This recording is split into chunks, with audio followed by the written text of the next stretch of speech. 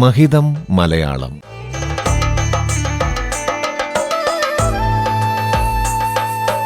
മലയാള ഭാഷയുടെ മഹിമകൾ കേട്ടറിയാൻ ഒരു സർഗയാത്ര.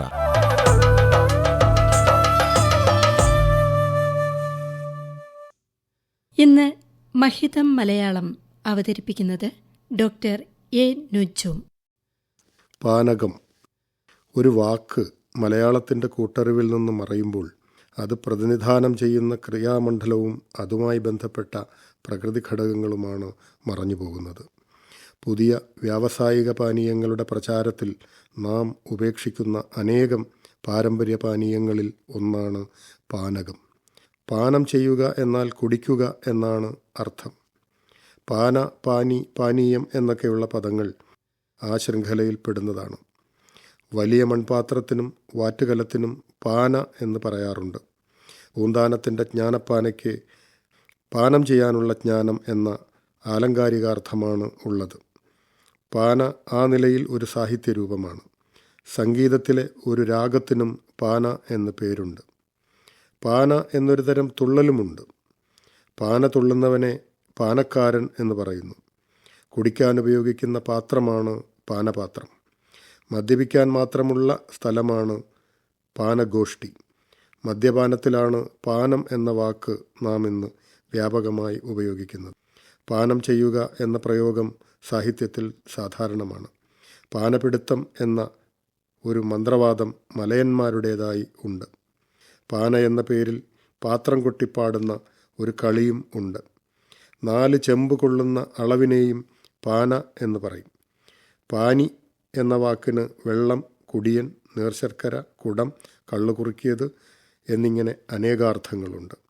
പാനയിൽ കരുതിയിരിക്കുന്നത് എന്നോ പാനം ചെയ്യാനുള്ളത് എന്നോ പാനകത്തിന് അർത്ഥം പറയാം. തമിഴകത്ത് പാനകം എന്നാൽ കുടിക്കാൻ ഒരുക്കുന്ന ഏത് ദ്രാവകവും ആകാം. കേരളത്തിൽ അത് ഒരു പ്രത്യേകതരം പാനീയത്തിലേക്ക് കേന്ദ്രീകരിച്ചിരിക്കുന്നു. നമ്മുടെ നാട്ടുചരിത്രത്തിൽ അത് ഇടം പിടിച്ചിട്ടുണ്ട്. പുരാവൃത്ത കഥകളിൽ പലതിലും പാനകം കടന്നുവരുന്നു. അനുഷ്ഠാനാചാരങ്ങളിൽ ഇന്നും അത് ഉപയോഗിക്കപ്പെടുന്നുണ്ട്. ആരോഗ്യപ്രദമായ ഒരു ഉത്തമ ദാഹ ശമനിയാണ് അത്. പാനകം സൂക്ഷിക്കുന്നത് ഒരു മൺപാത്രത്തിലാണ്. അതിനെ പാനകക്കുടുക്ക എന്നാണ് പറയുക. ഉത്തര കേരളത്തിലെ നാടോടി ജീവിതത്തിലെ അനുഷ്ഠാനങ്ങളിലും കഥകളിലും ഈ പാനീയം ഒരു പ്രധാന ഘടകമാണ്. കണ്ണൂരിലെ മാവിലക്കാവിൽ അരങ്ങേറുന്ന കളിയാട്ടത്തിന് പുറപ്പെടുമ്പോൾ അഭ്യാസികൾ ദൈവപ്രീതിക്കായി അടി നടത്തുന്ന ആചാരമുണ്ട്. അടി ആരംഭിക്കുന്നതിന് മുൻപ് എല്ലാവരും പാനകം കുടിക്കണം. ശക്തിയും കരുത്തും ഉത്സാഹവും ഉണ്ടാകാനാണ് അത് എന്ന് വിശ്വസിക്കപ്പെടുന്നു. അത്യുത്തര കേരളത്തിലെ കാവുപൂരങ്ങൾക്കും തെക്കൻ കേരളത്തിലെ ചില പടയണികൾക്കും പാനകം കുടിക്കാറുണ്ട്. പാനകമുണ്ടാക്കുന്നതിന് അതിൻ്റേതായ കൂട്ടറിവ് ഇപ്പോഴും പ്രചാരത്തിലുണ്ട്. കരിമ്പിൻ നീരാണ് പ്രധാനമായ ഒരു വിഭവം. അതിൻ്റെ അഭാവത്തിൽ വെള്ളത്തിൽ ലയിപ്പിച്ച ശുദ്ധമായ ശർക്കരയോ വെല്ലമോ ആകാം. ജീരകം, ചുക്ക്, ഏലത്തരി, കുരുമുളക് എന്നിവ പൊടിച്ച് ആ ദ്രാവകത്തിൽ മിതമായ തോതിൽ ചേർക്കുന്നു. പാനകത്തിന് സുഗന്ധം കൊടുക്കാൻ കസ്തൂരി, പച്ചക്കർപ്പൂരം, മല്ലിക, രാമച്ചം എന്നിവയും പൊടിച്ചു ചേർക്കാവുന്നതാണ്. തേൻ അകമ്പടിയുണ്ടെങ്കിൽ പാനകം കൂടുതൽ രുചികരവും ഉന്മേഷജന്യവും ആകുന്നു. നാടൻ പുരാവൃത്തങ്ങളിലും ഐതിഹ്യങ്ങളിലും പാനകം പൂജയ്ക്ക് ഉപയോഗിക്കുന്നതായി കാണാം. അഗസ്ത്യമുനി പാർവതിക്കും മക്കൾക്കും ഉപഹാരമായി നൽകുന്നത് പാനകമാണ് എന്ന് സുബ്രഹ്മണ്യ പൂജാകൽപ്പം എന്ന പുസ്തകത്തിൽ പറയുന്നു. നമ്മുടെ സംസ്കാരത്തിൽ നൂറ്റാണ്ടുകളായി നിലനിന്ന മലയാളിയുടെ കൂട്ടറിവുകളിൽ പ്രകൃതി സഹജവും അകൃത്രിമവും ആയ തീൻകുടികളിൽ പാനകം പോലുള്ള കുടികൾ വീണ്ടെടുത്ത് നിലനിർത്തപ്പെടേണ്ടതാണ്.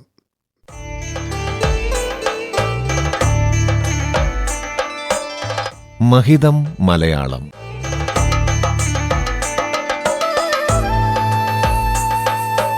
മലയാള ഭാഷയുടെ മഹിമകൾ കേട്ടറിയാൻ ഒരു സർഗയാത്ര.